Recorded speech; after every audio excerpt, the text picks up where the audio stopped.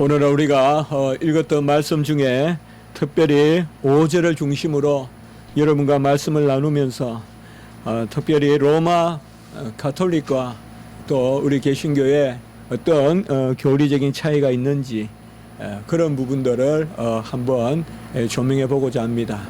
14일부터 18일까지 프란치스코 교황이 4박 5일 동안 우리 국내를 방문하게 되는데 이 시점에서 우리가 어떤 다른 것보다 오늘 그만 찬송도 드렸지만은 진리로 이기리로다. 바로 진리가 무엇인지에 대해서 우리가 항상 염두에 두어야 되는데 오늘 말씀에도 보면 4절에 보면 모든 사람이 구원을 받고 진리를 아는데 이르기를 원한다. 그리고 7절에 보면 믿음과 진리 안에 내가 이방인의 스승이 되었다. 믿음으로 스승이 되었다. 믿음의 어머니요, 믿음의 아버지요, 이런 말은 많이 쓰는데 믿음과 진리의 아버지가 돼야 되겠죠. 우리가 존경하는 분이 있으면 참 영적으로 또 신앙적으로 따를 분이 있으면 우리가 믿음의 아버지다 이런 표현을 쓰는데 믿음과 진리의 스승이 된다. 그래서 오늘은 이런 말씀을 두고 또 계속 1년에 우리가 예수 그리스도를 살펴보고 있는데요. 그 말씀 선상에서 여러분과 나누고자 합니다. 우리가 교회에 매주 이렇게 나오지만은 교회에서 뭘 배웠느냐 이렇게 질문을 듣는다면 그것에 대해서 우리가 어떻게 답을 하겠습니까? 어릴 때 학교 다녀오면 어머니가 주로 3가지 저에게 물었던 기억이 나는 것 같아요. 첫 번째는 도시락 잘 먹었느냐 꼭 물어보셨던 것 같아요. 그리고 두 번째는 선생님께 안 혼났느냐, 그리고 세 번째는 오늘 뭘 배웠느냐, 이렇게 3가지. 아무리 생각해도 이 3가지 질문밖에 떠오르질 않아요. 가장 많이 물었던 것은 도시락 잘 먹었느냐. 이 질문이 있었기 때문에 제가 그래도 이렇게 건강하게 살고 있지 않은가. 제가 어릴 때는 정말 온몸을 꼬집어도 살이 하나 안 잡힐 정도로 말랐었어요. 그러니까 어머니가 특별히 점심은 잘 먹었느냐, 그리고 선생님께 안 혼났느냐 라고 묻는 것은 제가 어릴 때 온갖 친구들을 다 사귀었어요. 안 친한 친구가 없었어요. 전교생이 친구라 그랬어요. 써내라 그러면. 그러다 보니까 뭐 고무줄을 또 잘 끊고 이런 친구도 사귀고 그러다 보니까 자꾸 연류가 돼요. 그래서 우리 어머니가 걱정을 해서 선생님께 안 혼났느냐 이렇게 물었던 것 같아요. 이런 두 질문은 대체로 건성으로 먹었어요, 안 혼났어요 하면 되는데 이 3번째 질문은 오늘 뭘 배웠느냐. 우리 어머니가 많이 못 배우신 그런 탓도 있겠지만은 저에게 뭘 배웠느냐 이렇게 묻는 것은 어떻게 보면 좀 간혹은 주저되는 그런 질문일 수도 있지만 어릴 때 학기가 올라가고 또 새 교과서를 받고 무언가 배우면 꼭 이렇게 집에 와서 어머니에게 뭘 배웠다 이 자랑하는 그 재미가 있었던 것 같아요. 그래서 더 열심히 배우려고 하고 그랬던 기억이 새록새록 납니다.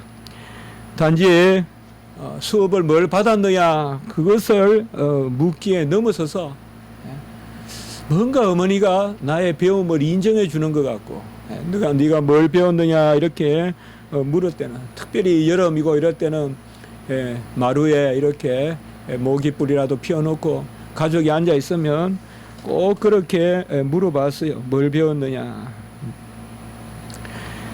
제가 초등학교 2학년 때 교회를 처음 나가게 되는데요. 그 전에 아마 교회를 어떻게 다녀본 적이 있는지 그 기억은 없습니다. 근데 그때 대구에서 전학 온 그 친구가 있었어요. 성은 지금 아삼아삼해요. 김씨인지 이씨인지 둘 중에 하나인데 박씨는 아닌데 이름은 확실해요. 건우예요. 우리 교회에 있는 건우하고 이름이 같아요. 그래서 그 건우라는 친구가 키도 크고 하여튼 우리 시골 친구들보다는 하여튼 잘생기고 세련됐었어요. 그때 보기에는. 예. 그래서 그 친구하고 역시 다를 바 없이 금방 친해졌죠. 누구든 잘 사귀니까. 아주 잘 사귀었어요. 그래서 그 친구와 친해져서 그 친구 집에도 가보고, 지금 생각해보면 찌들게 가난했던 집인데, 예. 그러나 참 새롭게 보였어요. 우리가 없는 걸 많이 가지고 있었고, 예. 지금 생각하면 방 한 칸에 그냥 가족이 다 사셨어요. 그 교회에 교육관이라고 지어놓은 데가 있었는데, 우리 시골에 그 교육관 들어가는 입구에 현관 같은 데에서 조금 더 들어가면 그게 집이라고 있었는데, 제 눈에는 다 새롭게 보였지만은 지금 생각하면 참 궁박했어요. 사시는 게. 그때 잘 사는 줄 알았어요, 그게. 예. 어떻게 보면 저희 집보다 훨씬 못 살았었는데 잘 살았다, 그렇게 생각을 했는데요. 그때 이제 우리 어머니가 또 질문을 하나 이제 새롭게 늘렸어요. 예. 너 교회에서 뭐 배웠냐? 이렇게 물어봐요. 어디와 무엇은 아주 중요하게 연결이 됩니다. Where, what. 무엇과 어디. 어디에 있느냐에 따라 우리가 무엇을 배우느냐가 천양지차로 달라집니다. 공동묘지 근처에 사니까 맨날 고 가는 것만 배워서 아이고 아이고 하는 것만 따라 부른다 이 말이에요. 맹자가. 그러니까 그 어머니가 이제 시장으로 옮겨요. 시장에 가니까 배우는 것도 있지만 나쁜 것도 많이 배우더라 이 말이에요. 속이는 것도 배우고, 그리고 어울리는 친구들이 너무 분별이 없더라. 그래서 또 맹자 어머니가 이사를 가죠. 우리가 잘 아는 맹모 삼천지교라고 서당으로 이제 이사를 갑니다. 서당에 가니까 맹자가 옛날에 고가듯이 중얼중얼 따라하던 그것을 이제 중얼중얼 이제 글을 배우더라 이거죠. 어디에 있느냐에 따라서 무엇이 되느냐 아주 중요합니다. 제 어릴 때 친구 하나는 그 동네가 전부 무당촌이었어요. 그 동네 들어가는 입구부터 고목이 하나 있어서 우리는 그 동네 들어가기를 겁을 냈어요. 그 고목을 만지기만 해도 죽는다 그랬어요. 그렇게 아주 썩은 나무인데 걷어내지를 못해요. 그냥 걷어내면 될 텐데 계속 거기 제사 지내고. 그 동네 친구가 하나 있는데 어릴 때부터 학교에 오면 맨날 이상한 무당하는 그거 따라해요. 뭐 중얼중얼 거리고. 그러더니 고등학교 가서 무슨 뭘 내렸는가 어쩌는가 해가지고 무당이 됐어요.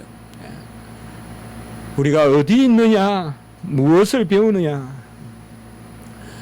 저도 대학교 때 우리 뭐 의식이니 뭐니 하면서 저도 일도 많이 하러 다녀봤어요. 노동 현장이니 하면서 가서 뭐 인생을 배울 것 같아도 인생을 배우는 것이 아니라 진리를 배울 수 있는 것이 아니더라고요. 두 가지를 배웠어요. 두 가지를.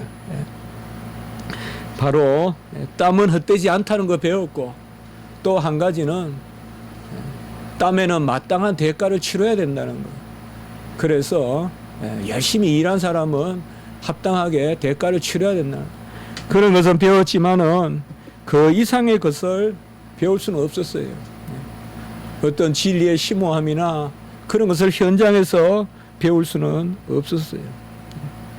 인류의 역사에 가장 작은 것을 보는 현미경의 발명과 가장 먼 곳을 보는 만안경의 발명은 너무나 뛰어난 것이죠.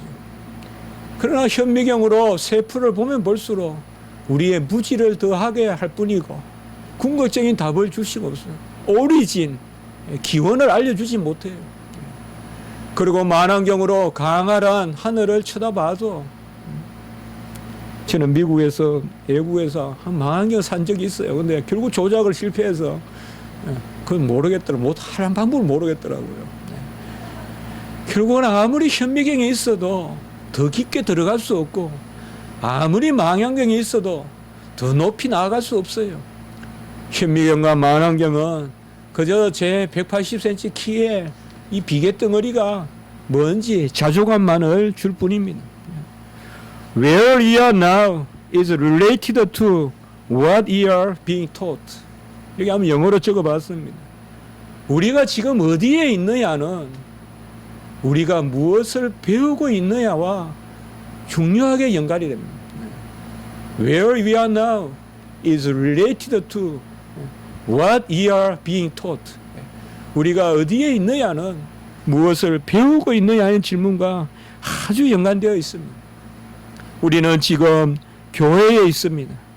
사도 바울은 디모데에게 교회를 하나님의 집이라고 부르면서 그것을 진리의 기둥과 틀하고 디모데전서 3장 15절에 그렇게 표현하고 있습니다.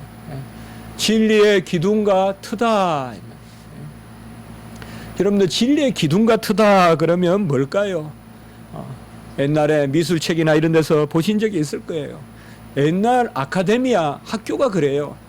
기둥을 막 세워놓고 그곳에서 이제 강장 같은 데서 토론하고 하는 게 학교잖아요. 바로 교회는 학교라는 거예요. 그래서 진리의 기둥과 터다 이 말은 교회는 학교인데 이 교회의 학교는 무엇을 가르치느냐. 디모데전서 3장 16절에 경건의 비밀을 가르친다고 이야기했어요. 우리가 수고스를 보다 디모데전서 3장 16절 한번 펼쳐볼까요? 디모데전서 3장 16절. 오늘 읽었던 바로 뒷부분이죠. 전반부는 커도다 경건의 비밀이여 라고 했고 후반부에는 초대교회에서 일종의 찬송의 시와 같은 거예요. 이렇게 산문으로 적었지만 사실 운문이고 노래와 같은 거예요. 그는, 그거 한번 읽어보겠습니다. 그는 육신으로, 거기에 그 부분요. 시작. 그는 육신으로 나타난 바 되시고 영으로 어렵다 하심을 받으시고 천사들에게 보이시고 만국에서 전파되시고 세상에서 믿음 바 되시고 영광 가운데서 올려지셨느니라. 여기에 말할 바도 없이 육신으로 나타나시고 영으로 어렵다 하시고 세상에서 믿음 바 되시고 영광 가운데 올려가신 분은 두말할 나이도 없이 바로 예수 그리스도십니다. 바로 경건의 비밀을 가르치는 곳이 교회예요.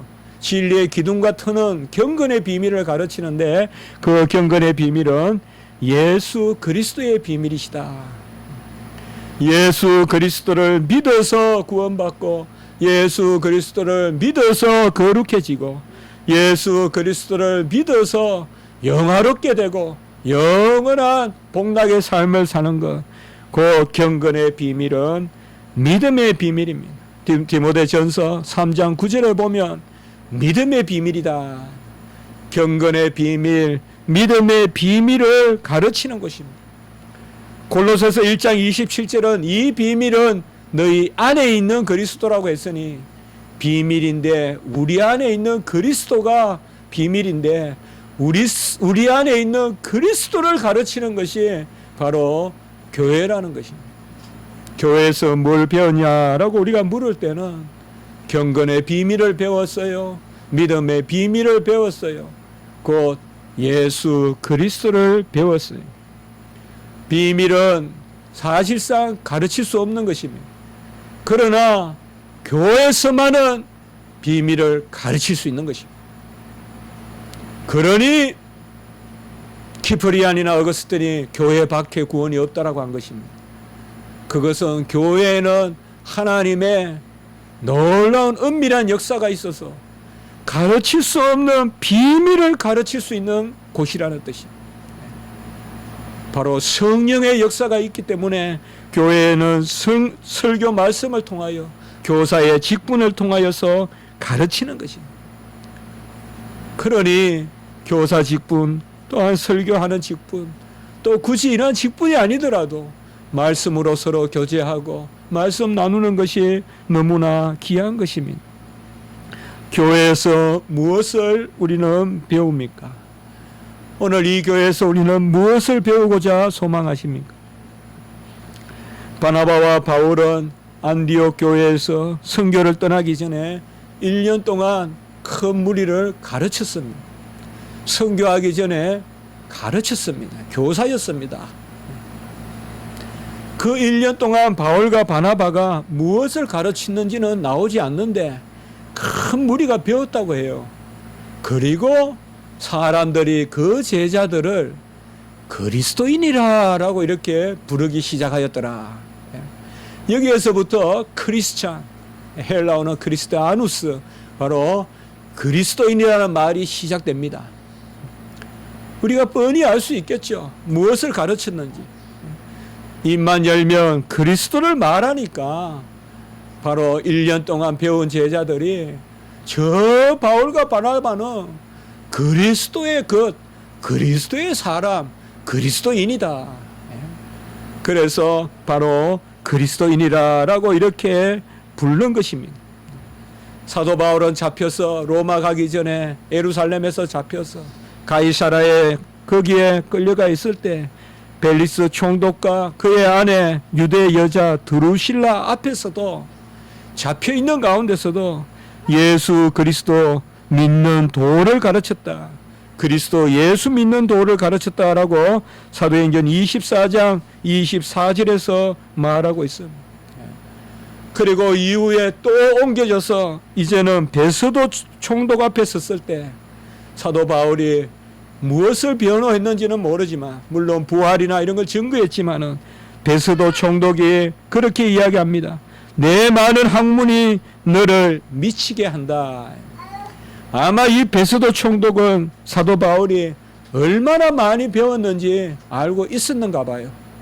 그래서 내 많은 학문이 너를 미치게 한다. 이 말이 욕일 것 같지만은 우리는 이 말을 은혜로 받습니다.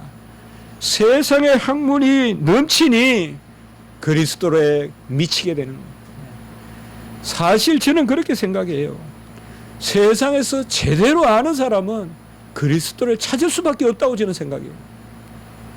세상에서 지식으로 만족하는 사람은 아직까지 무식한 사람이에요. 아까 제가 말씀을 드렸죠. 현미경을 제대로 쓸 줄 아는 사람은 결코 현미경으로 어떤 사물의 기원과 출발에 가다할 수 없다는 그 오리진이라는 유명한 소설도 있잖아요. 그 오리진에 가다할 수 없다는, 그리고 만안경을 제대로 볼 줄 아는 사람은 절대 코스모스를 알 수 없다는 거, 우주의 조화를 알 수 없다는 걸 깨달을 뿐이에요. 또 코스모스라는 소설도 있잖아요. 칼 세건에 글이 있잖아요. 오리진도 알 수 없고 코스모스도 알 수 없어요. 세상의 지식이 넘치면 사실 예수 그리스도의 도를 배우게 되는 거예요. 세상은 미련하다 하지만은 우리는 이렇게 변호하는 거예요. 우리가 세상에서 무식한 듯 하지만 세상에서 무식한 자가 아니요. 사실 부득불 사도 바울이 이야기했듯이 세상의 것 다 알고 나니 그거 분토만 또 못하더라. 그래서 예수 그리스도를 우리가 닮아가는 것입니다. 세상의 지식을 헛되다고 여기지 마세요. 많이 배우세요. 많이 배우세요. 저는 그렇게 예측해 봅니다. 인류의 역사, 인류의 인지가 더 발달하면 더욱 회의가 많아질 것이요. 더욱 그리스도를 아는 지식에 대한 그러한 요구도 많아질 것이다. 오히려 저는 역으로도 한번 생각해 봅니다. 덜 아니까 진화론을 이야기하지, 더 깊이 알면 창조론을 말할 수밖에 없습니다. 교회는 예수가 누구신가를 가르쳐 주는 곳입니다. 경건의 비밀, 믿음의 비밀, 비밀을 가르쳐 주는 곳입니다. 그 비밀을 우리가 지금 설교에 듣고 있고 그 비밀을 우리가 주일학교에서 배우는 것입니다. 종교개혁자 루터는 내 주는 강한 성이요 방패와 병기이시니 바로 날 대신하여 싸우니 진리가 이기리로다. 바로 1절, 2절, 3절의 주제잖아요. 우리가 금방 찬송을 했습니다. 저는 이 찬송을 부를 때는 좀 크게 불러요. 힘있게 부르고자 하고. 옛날에 크미치스라는 영화를 본 적이 있습니다. 그게 폴란드의 그러한 종교 박해 때의 그러한 이야기입니다. 폴란드에서 영웅시 하는 사람이에요. 여기에 보면 이제 그 크미치스라는 사람이 결국은 하나님의 은혜로 종교 개혁을 하게 되는데요. 그때 이 노래가 울려 퍼져요. 내주는 강한 성이요. 이게 다 음악이 나와요. 우리가 멘델스존의 종교개혁이란 교향곡도 보면 내주는 강한 성이요, 이 루터의 곡이 나오죠. 이 곡은 바로 세상을 울렸어요. 그래서 혹자는 루터의 이 곡이 사탄을 떨어뜨리고 지옥에까지도 건세가 선포된다고 이야기했어요. 아주 단조로운 곡 같지만은, 제가 맞는지는 모르겠지만은, 제가 맞는지 모르겠어요. 제 추측이에요. 바하의 크리스마스 성가곡에서 따온 곡이 아닌가 싶어요. 제가 들어보면 아주 비슷해요. 제가 그런 이론을 본 적은 없는데요. 어쨌든 루터는 내주는 강한 성이요, 방패와 병기이시니, 바로 그리스도에 대한 정확한 진리의 고백으로부터 종교개혁이 일어난 것이에요. 우리가 오늘 예배 마치고 이제 부를 찬송도 장자크 루소가 작사한 그러한 곡입니다. 우리가 잘 아는 주일학교 때 많이 부르는 그러한 노래죠. 예수님은 누구신가? 우리 주일학교도 많이 부르는 것을 제가 들었습니다. 장자크 루소는 사실 로마 캐톨릭이었다가 개신교로 개종하려고 제네바에 왔어요. 그래서 제네바에서 개종하고 다시 파리로 갔어요.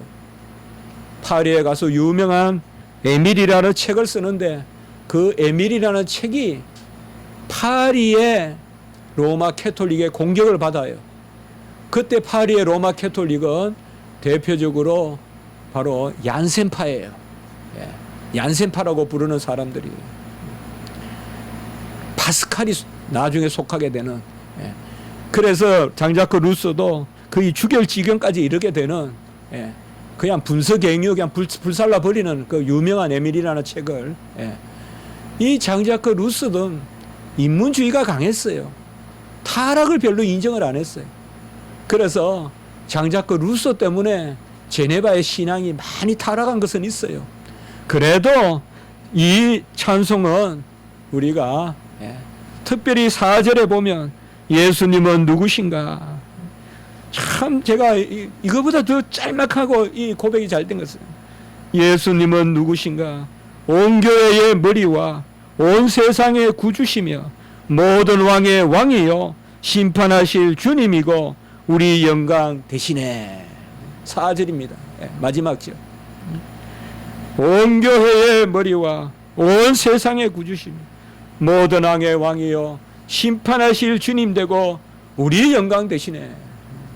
우리가 주일학교에서 자주 부르는 찬송, 곡은 상당히 보면 어린아이의 곡 같잖아요. 근데 이 내용은 이렇게 심오합니다. 예수님은 누구신가? 예수님 자신이 많이 가르쳐 주세요. 내가 길이요 진리요 생명이요 부활이요 그리고 선한 목자요 양의 문이요. 예수님은 또한 참 포도나무요, 내가 죄를 사하기 위하여 온 대속물이다. 마가복음 10장 45. 예수님이 누구신지 예수님이 가르쳐 주셨어요. 그리고 세례 요한은 예수님을 세상 죄를 지고 가는 하나님의 어린 양이라고 했어요. 정확하게 꿰뚫어 봤어요. 그리고 제자들은 예수님을 또한 고백했죠.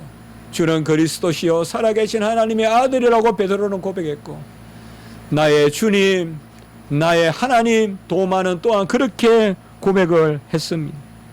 사마리아 여인은 내가 그리스도를 보았다라고 해서 고백했고, 예수님을 처음 만났던 안드레는 그의 형 베드로에게 예수님을 소개하면서 메시아를 만났다라고 이야기했습니다. 예수님은 바로 누구신가? 예수님이 가르쳐 주시고 그를 믿는 제자들이 가르쳐 주고 사마리아 여인이 가르쳐 주고, 심지어는 예수님이 십자가에서 죽고 난 다음에 그를 따르던 백부장과 그 백부장에 속한 사람들도, 이방 백부장도 이는 진실로 하나님의 아들이었도다 그렇게 고백했어요. 마태복음 27장 54절에 예수님은 아주 이렇게 누구신가에 대한 말씀이 많이 담겨 있어요. 고백도 담겨 있고 크게 두 가지예요. 예수님은 하나님의 아들이시고 사람의 아들이시다. 우리 옛날 믿음의 선조들은 요새는 잘 안 쓰지만은 신자고 인자다. 신자라는 말은 하나님 신자예요. 이때는 믿을 신자가 아니고 하나님의 아들이고 아들 자자 그리고 인자다. 예수님은 하나님의 아들이시고 사람의 아들이시다. 그분은 전능하시고 그분은 건세가 무한하시고 그분은 전지하시고 그분은 모든 곳에 동시에 계시는 영원하신 성자 제2의 영원하신 로고스 말씀 바로 하나님의 아들이시다. 그런데 바로 그분이 인자로서 하늘로서 내려오시고 인자로서 더불어 먹고 마시시고 인자로서 넘겨지시고 인자로서 이제 마지막 날 이 땅에 오실 사람의 아들이시다. 하나님의 아들이시자 사람의 아들이시다. 이것이 바로 예수님에 대한 가장 중요한 고백이죠. 그는 하나님의 아들 곧 하나님이시고 그는 사람의 아들 곧 사람이시다. 이것이 바로 예수님에 대한 모든 가르침의 핵심이에요. 교회에서 뭘 배웠니? 라고 물을 때 예수님은 하나님이시며 사람이시다. 이것을 이야기하면 되는 것입니다. 그 이상하다. 하나님은 하나님이지 사람은 사람이지 어때 하나님이고 사람이신 분이 있냐? 예수님만 그래요. 그분은 유일하신 한 분 중보자세요. 오늘 2장 5절의 말씀 하나님은 한 분이시요 하나님과 사람 사이에 중보자도 한 분이시니 곧 사람이신 그리스도 예수라. 여기에 예수님은 누구신가에 대한 가장 중요한 답이 다 들어있다 이 말이죠. 그는 유일하신 중보자 하나님과 사람 사이에 유일하신 중보자시다. 하나님은 한 분이십니다. 하나님은 수가 없어요. 하나님은 숫자가 있기 전에 계셨어요. 그렇게 한 표현해 볼 수 있을 것 같아요. 하나님은 수가 있기 전에 계신 한 분 하나님이세요. 근데 이 한 분 하나님이 중보가 계시기 때문에 하나님이시자 사람이신 중보자가 계시다는 것은 곧 한 분 하나님이 성부, 성자, 성령으로 계시다는 것을 우리에게 말씀해 주는 거예요. 한 분 하나님 안에 하나님 중보자가 계시기 때문에 하나님이시며 사람이신 중보자가 계시기 때문에 하나님은 성부고 성자고 성령이시고 삼위일체를 뜻하는 것입니다. 하나님과 사람 사이에 중보자도 한 분이라고 했습니다. 우리는 많이 나누었죠. 중보자는 중개자가 아니다. 중개자는 A도 아니고 B도 아니고 제3자가 중개자고 중보자는 A면서 B인 바로 그분은 하나님이시면서 사람이신 분 그분이 중보자시다. 그분은 하나님이시면서 사람이셔야 되기 때문에 하나님은 한 분이시니까 자연히 중보자도 한 분이세요. 중보는 복수가 있을 수 없어요. 유일하신 중보자예요. 우리가 중개자는 많아요. 바울도 중개자고 천사도 중개자고 마리아도 중개자고 중개자예요. 그러나 중보자는 한 분밖에 계시지 않아요. 중보자는 하나님이면서 사람이신 분이시기 때문에 그분은 하나님이시면서 사람이 되신 분이어야 되기 때문에 그래서 우리가 하나님이 한 분이심을 믿는다면 중보자도 한 분이라는 것을 믿을 것이요 중보자가 한 분이라고 믿는 사람만이 하나님도 한 분이라고 믿는 사람이에요. 중보가 여시다고 생각하는 사람은 하나님도 여럿이라고 생각하는 것입니다. 오늘 2장 5절에 보면 하나님은 한 분이시요 하나님과 사람 사이에 중보자도 한 분이니, 여기에 보면 하나님과 사람 사이에라고 되어 있으니까 우리 느낌에 하나님과 사람 사이에라고 하면 제3자잖아요. 근데 원어에 보면, 헬라어 언어에 보면 하나님과 사람 사이에 이렇게 되어 있는 것이 아니라 하나님과 사람들의 중보자요, 이렇게 소유격으로 되어 있어요. 그래서 메스테스 테우 카이 안스로폰, 바로 하나님과 사람들의 중보자. 그래서 영어 성경도 대체로 보면 NIV나 RSV나 킹제임스 버전이나 또 새로운 또 RSV나 킹제임스 버전이나 새로운 버전이나 다 할 것 없이 between이라는 단어를 썼어요. 뭐뭐 사이에. 불어 성경에는 보면 또 불란서 말로 between이란 말은 앙투어라는 뜻이거든요. 그렇게 돼 있어요, 제가 보니까. 독어 성경에는 보면 독어는 또 저비션이라고 하거든요. 뭐뭐 사이에. 전부 다 이렇게 번역되어 있어요. 저는 이 번역이 좀 좋지 않아요. 그래서 다시 쭉 살펴보니까 영어 번역 중에서도 YLT라는 번역이 있어요. Young's Literal Translation이라는. 여기에 보니까 그대로 놔두더라고요. Mediator of God and Man, 이렇게요. 하나님과 사람들의 중보자. 라틴어 성경도 마찬가지로 그냥 소유격으로 놔뒀어요. 저는 이 부분은 사이에라는 것보다는 특별히 다른 나라는 어떤지 몰라도 우리나라에서 사이에라는 말은 아무래도 중간에 끼어 있다는 느낌이 들어요. 그러니까 예수님은 하나님도 아니고 사람도 아닌 뭔가 제3자 같이 느껴지는 그런 뉘앙스가 있을 수 있어요. 제가 영어 BT는 잘 몰라요. 불란스 앙투아, 독일 쩌비시라는 단어는 잘 몰라요. 그들은 어감은 모르겠지만 최소한 우리나라에서는 그냥 예수 그리스도는 하나님과 사람들의 유일하신 중보자다. 그는 바로 하나님의 중보자고 사람의 중보자인데, 이때 의를 동격으로 본다면 그는 하나님이시면서 사람들의 하나인 중보자다. 우리가 교회에서 배우는 최고 중요한 진리가 바로 이겁니다. 예수님은 하나님이시면서 사람이에요. 이걸 우리가 끝까지 붙들어야 돼요. 예수님은 사람이니까 하나님이 아닌 것이 아니에요. 아니신 분이 아니에요. 예수님은 하나님이시니까 사람이 아니신 분도 아니에요. 전부 이단들은 이 둘 중에 하나만 인정해요. 그러나 우리의 믿음은, 같이 합시다. 믿음의 비밀, 경건의 비밀. 이게 비밀이에요. 비밀은 무엇이냐? 그분은 하나님이시면서 사람이세요. 그러니 그분이 사람이에요. 함께 더불어 먹어요. 그러면 하나님과 더불어 먹은 게 되는 거예요, 우리가.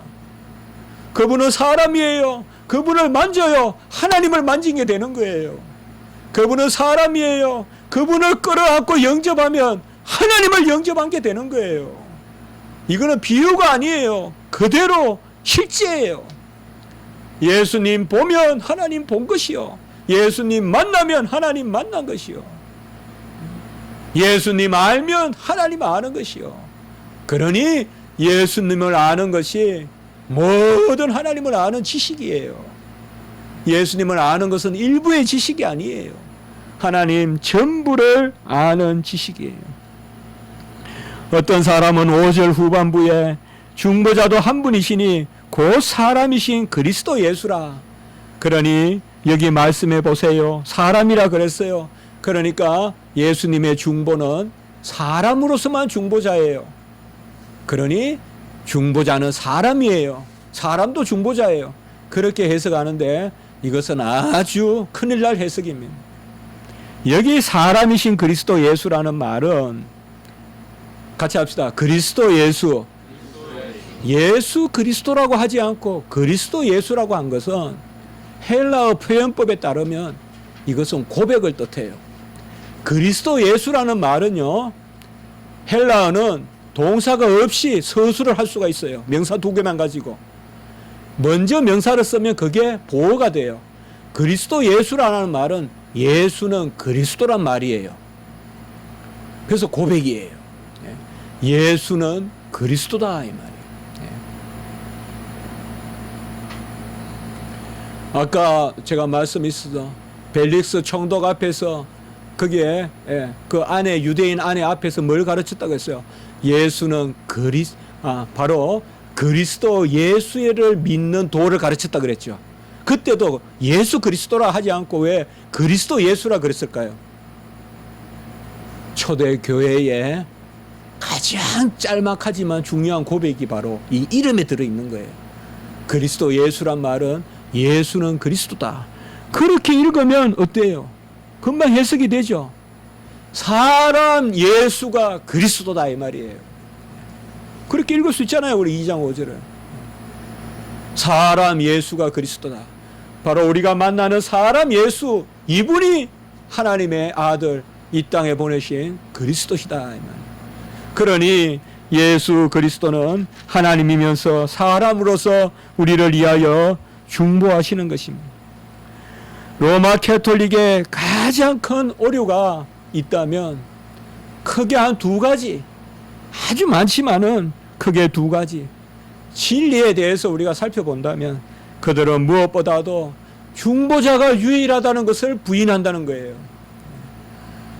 교회가 중보한다, 사제가 중보한다, 천사가 중보한다, 마리아가 중보한다.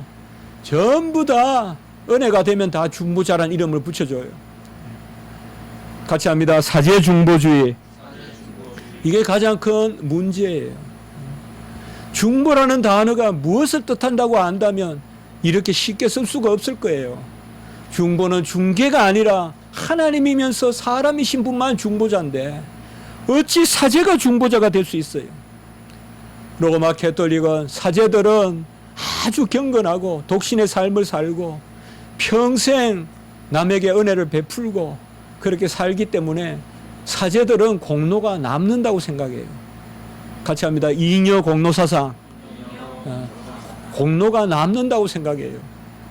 그래서 그 남는 공로로 자기 자신을 구원하고 남는 공로로 성도들의 죄를 사하여 줄 수 있고, 이게 바로 고해성사의 의미예요. 고해성사의 의미는 바로 고해성사, 로마 캐톨릭은 고해성사를 받으려면 꼭 값을 치러야 돼요. 그걸 보속이라 그래요. 로마 캐톨릭은 보속이라 그래요. 한번 들어보신 적 있을지 모르겠어요. 보상하고 속한다 이 말이에요, 한마디로. 그렇게 회개할 때는 보속이 있어야 돼요, 로마 캐톨릭은. 우리는 그거 없어요. 우리는 하나님 앞에 회개하면 돼요. 그럼 로마 캐톨릭은 보속해야 돼요. 내가 죄 지은 것을 갚아야 돼요. 근데 내가 죄인이 내가 무슨 공로가 있겠어요? 그러니 사제의 공로를 빌리는 거예요. 그게 사제 앞에 가서 고해성사하는 그 의미입니다. 로마 캐톨릭은 사제가 성찬 때 축복 기도하면 그 사제의 공로로 뜻과 잔이 살과 피로 변한다고 이야기합니다. 같이 합니다. 화채설. 이건 제가 오늘 설교지만은 전반부는 제가 말씀을 전했고 조금 이렇게 나눕니다. 화채설이란 말이 바로 채가 변한다 이 말이에요. 언제? 우리는 받을 때, 믿음으로 우리가 받아 먹을 때 떡과 잔이 살과 피 이다예요. 변한다가는 아니에요, 우리는. 그러나 로마 캐톨릭은 사제가 축복 기도할 때 그때 떡과 잔이 살과 피로 변한다. 그러니 죄를 지으면 예수님의 이름으로 회개할 생각은 하지 않고 사제 만날 생각만 하고, 사제 만나서 어떻게 할까? 어떻게 죄를 지불하는 값을, 죄의 값을 지불할까? 이것이 악몽이지 뭐겠어요. 여기 무슨 평화가 있겠어요? 그래서 중세의 암흑기가 바로 그런 것입니다. 예수님의 자리에 교회가 앉아 있고, 예수님의 자리에 사제가 앉아 있고, 예수님의 자리에 목회자가 앉아 있으면 그게 바로 암흑이에요. 예수님은 예수님이다. 유일하신 중보자가 예수 그리스도. 로마 캐톨릭의 사제 중보주의에 그걸 달리는 것이 바로 마리아 중보 사상이에요. 마리아도 중보자라 이 말이에요. 마리아는 죄가 없다라고 이야기해요. 원죄가 없다 이 말이에요. 1854년 바티칸 제1차 회의에서 로마 캐톨릭은 공의회에도 건의가 있어요. 교회 회의에도 건의를 주는데 계속 교회 회의에 오다가 처음으로 지금 바티칸 있잖아요. 로마 교황청이 있는 그 바티칸에서 회의를 한 거예요. 1854년에 회의를 했는데 뭘 하려고 회의를 했는가? 로마 캐톨릭의 제1차 바티칸 공회에서 결정한 것에 가장 중요한 것이 바로 마리아는 원죄가 없다는 거예요. 마리아는 원죄가 없이 예수 그리스도를 잉태했다는 거예요. 그러니 예수님이 그렇게 하나님의 아들이요 사람의 아들로 자랄 수 있는 것은 마리아의 공로 때문이라고 이야기하는 거예요. 그러니 그 공로를 지금 교회가 받으면 결국 교회가 누구 자리에 갈 수 있겠어요? 예수 자리에 가는 거예요. 이게 로마 캐톨릭의 가장 회개한 교리예요. 교회가 예수 자리에 앉아있다 이 말이에요. 예수님도 마리아의 공로로 자랐고 우리 교회도 마리아의 공로를 받으면 되니까. 그러니 누가 예수님께 기도하겠어요? 마리아 앞에 가서 복을 달라 기도하지. 마리아께 기도해서 예수와 같이 되게 해달라고 기도하지 않겠어요? 예수님이 마리아가 예수님을 잉태할 때 동정이었죠. 그러니까 똑같은 복을 주려고 또 하나 회개한 교리를 만드는데 마리아의 영원한 영원한 동정녀 사상이에요. 이천은 버진 사상이에요. 같이 합시다. 영원한 동정녀. 제가 이렇게 한번 하자는 것은 그들의 잘못된 교리를 한번 생각해 보자는 거예요. 영원한 동정녀다. 과연 그렇습니까?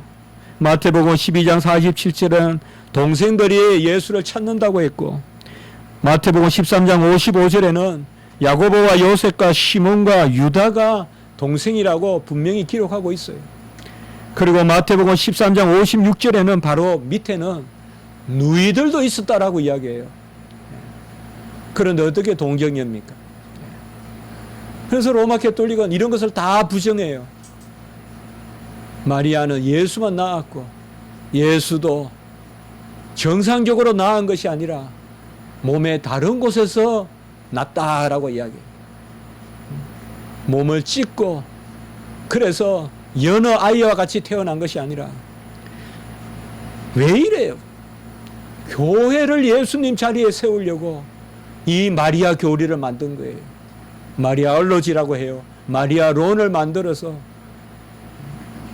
있을 수 없는 거죠. 교회가 아닌 거죠.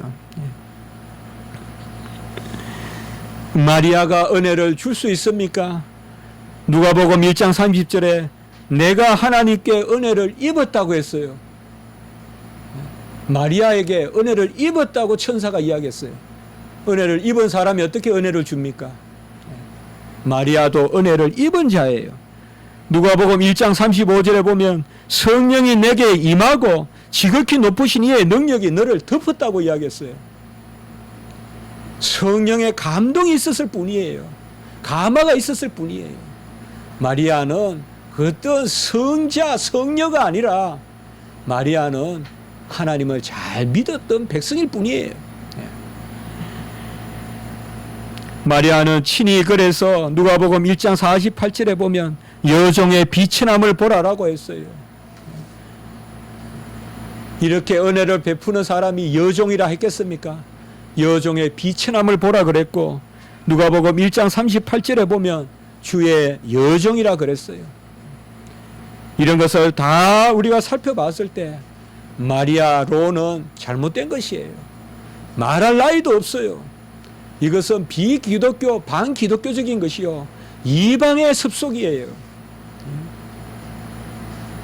신의 어머니가 젖을 물려서 신을 길러내는 신화에나 나오는 이야기예요. 이것을 결국은 로마 캐톨릭은 이 교리, 왜 마리아 교리를 만들었느냐? 사제 중보주의를 만들려고 마리아를 만든 거예요. 교회 중보주의를 만들려고. 사제에게도 그리스도와 같은 공로가 있다는 것을 이야기하려고 이 사제 중보주의를 만든 것입니다. 또 하나 로마 캐톨릭의 가장 큰 문제는 오직 믿음으로 구원에 이른다는 이신칭의를 부정하고 여러 가지 공로사상, 계급사상, 같이 합니다. 신인합력설, 하나님과 사람이 함께 힘을 합해서 구원에 이른다는 그러한 교리를 주장하게 되죠. 그래서 온갖 의식이 발전하고 공로를 쌓기 위하여 성자 숭배니, 성례도 예수님이 2가지만 하라고 했는데 성찬과 세례, 로마 캐톨릭은 7가지 성례를 만들어서 섬기고 연옥설을 만들고 면죄부를 만들고, 이게 다 뭐예요? 공로 사상이에요. 공로가 부족하면 연옥에 간다. 조상이 연옥에 갔으면 그 공로를 후손이 채워야 된다. 그것을 면죄부로 써서 파는 거예요. 돈을 얼마 내면, 땅을 얼마 바치면 면죄부를 주는 거예요. 이것이 바로 로마 캐톨릭의 사상이에요. 오늘날도 이 사상이 남아 있어요. 로마 캐톨릭은 왜 교황이 온다고만 이야기하지 하나님에 대해서, 예수님에 대해서는 아무 이야기도 안 하는 것입니다. 교황이 그토록 숭배받아야 될 것입니다. 교황이 과연 누구십니까? 누굽니까? 오늘 말씀은 분명히 모든 사람을 위하여 자신을 대속물로 주셨다.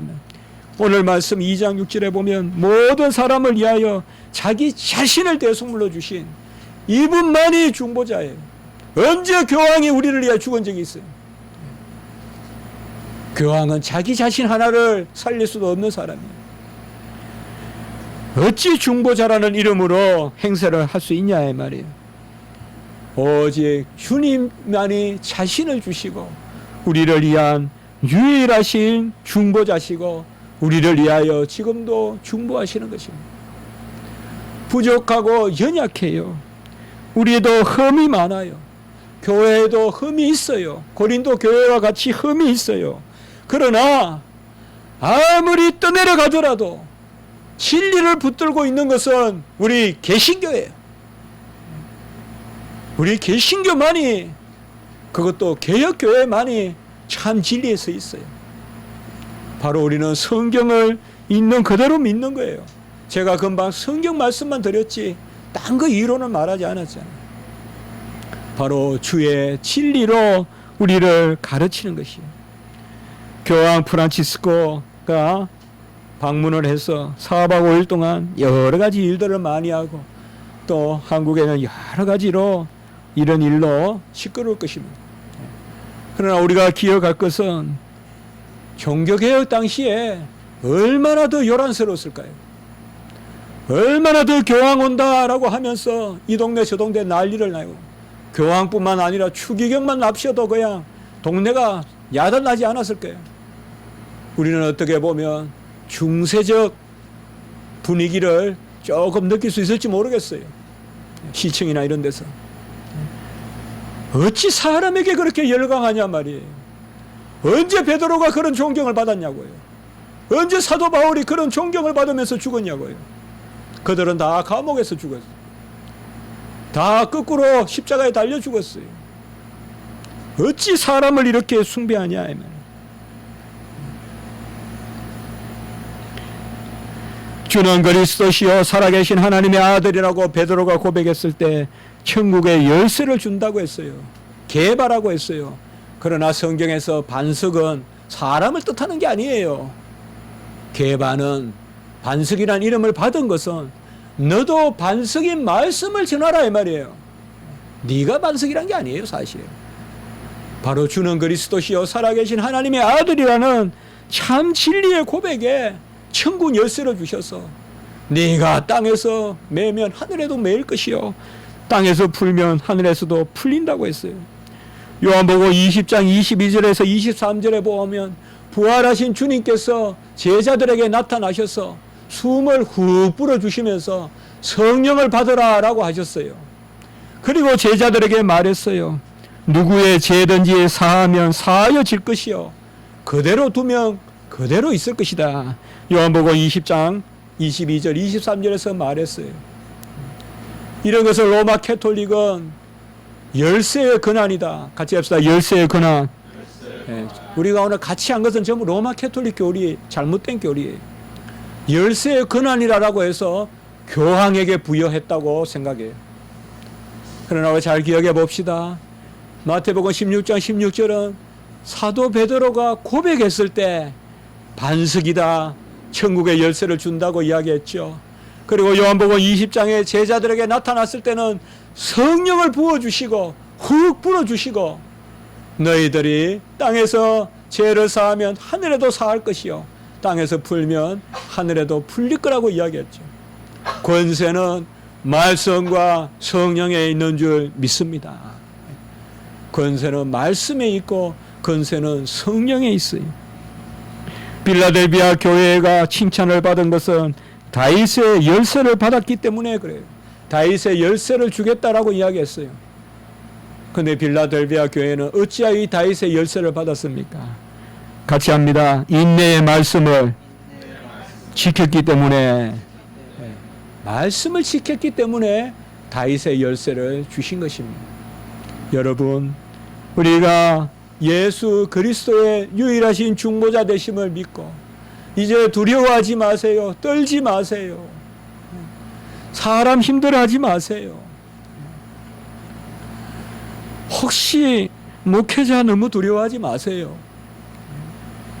저도 혹시 제가 하나님의 말씀을 전한다고 저를 두려워할까 봐 겁나요. 저는 아무것도 아니에요. 교황 아무것도 아니에요. 아무것도 아니에요. 무슨 반지가 의미가 있고 전부 이방 섭속이에요. 무슨 지팡이를 들고 무슨 향을 뿌리고 성경에 어디 있어요 그게? 어디 있냐고요 그게? 온갖 걸 만들어서 성경에 어느 사도가 지팡이를 짚고 다녔어요? 언제 향을 뿌렸어요? 다 만든 거예요. 우리는 유일하신 중보자 예수 그리스도. 교회는 바로 예수 그리스도가 참 하나님이요 참 사람이요. 그가 자기 자신을 주셨기 때문에 우리를 위한 중보자가 되셨어요. 주님께서 모든 것을 맡아서 친히 강구하시고 다 이루신 의를 우리에게 주시는 것입니다. 많은 것도 있지만은 오늘은 특별히 오늘 말씀에 비추어서 로마 캐톨릭은 이교다. 오늘 제 말씀에 아멘 하신다면 로마 캐톨릭을 우리가 이 진리 자체에 비추어서 온전한 교회라고 볼 수가 없죠. 예수 외에 중보가 있다. 있을 수 없는. 그러니 제가 여러분께 꼭 말씀을 드립니다. 우리는 중보기도란 말을 쓰지 마시고 중보기도는 주님만이 하늘 성소에서 하시는 거예요. 히브리스 말씀. 우리는 그저 이웃을 위한 기도다. 그냥 기도다 그러면 돼요. 이웃을 위한 기도란 말 따로 할 필요 없어요. 그건 무슨 따로 기도가 있는 것 같은데 모든 기도는 당연히 이웃을 위해서 해야 돼요. 그래서 오늘 말씀을 비추어서 여러분들께서 이러한 기쁨이 있길 바라고 예수님이 다 이루시고 주셨기 때문에 즐거워하시고 예수님을 담대하게 고백하고 자랑하는 그런 은혜가 있기를 바라는 것입니다. 우리가 이러한 때에 더욱 진리에 올곧게 서서 진리를 즐거워하고 그 가운데 나아갔으면 좋겠습니다. 하나님이 우리의 삶도 지켜주실 것이고 이 진리 가운데 인도하실 것입니다. 한번 기도드리겠습니다. 거룩하고 자비로우신 하나님 아버지, 자기 자신을 주신 참 하나님이시오 참 사람이신 예수 그리스도를 유일하신 중보자 삼아 주셔서 다 이루신 것을 다 우리 것으로 인쳐 주시니 감사를 드립니다. 이러한 때에 더욱 저희들이 진리 가운데 서게 도와주시고 유일하신 예수 그리스도 중보자가 없이는 다른 어떤 중보도 없고 로마 교황도 영국 여왕도 중보자가 아니라고 피를 불리며 죽었던 우리 장로교 스코틀랜드 언약 성도들을 기억하게 도와주시고 이 진리에 올곧게 서는 저희들이 되게 해 주시옵소서. 중보의 은혜가 우리 가운데 역사하게 도와주시옵소서. 한국교회를 불쌍히 여겨 주시옵소서. 모든 것을 주님께서 홀로 주장하여 주시옵소서. 감사하옵고 특별히 오늘 오후에 있을 그 사랑의 교회의 모임 가운데서도 하나님이 진리를 드러내시고 온전한 의 가운데서 인도해 주시옵소서. 구주 예수 그리스도 이름으로 감사하며 기도드리옵나이다. 아멘.